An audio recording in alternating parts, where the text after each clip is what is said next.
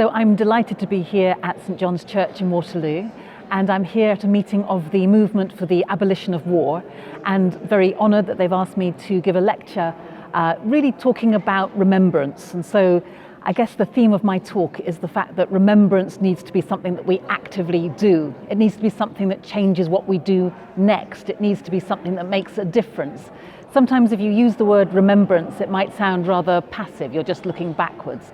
I guess the key message of my speech is that we have so many challenges facing us, both ecological and military and just on every kind of level, that we need to use that idea of remembrance to really guide our actions as we go forward.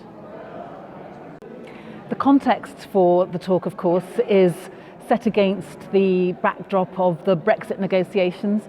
And I'm afraid I do come out very strongly saying that I think Brexit would be a disaster when it comes to peace building.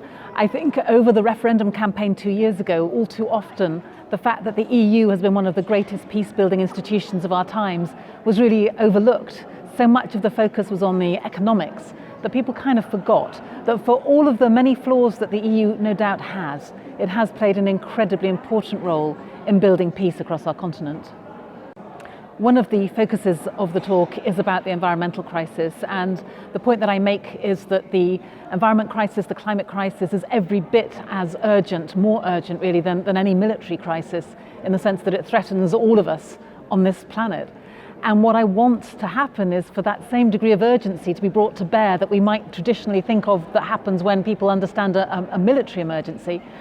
I want that same urgency, albeit in a different way, to be brought to bear when it comes to climate change, because in terms of the impact that it could have on all of our lives, as I say, it is every bit as serious.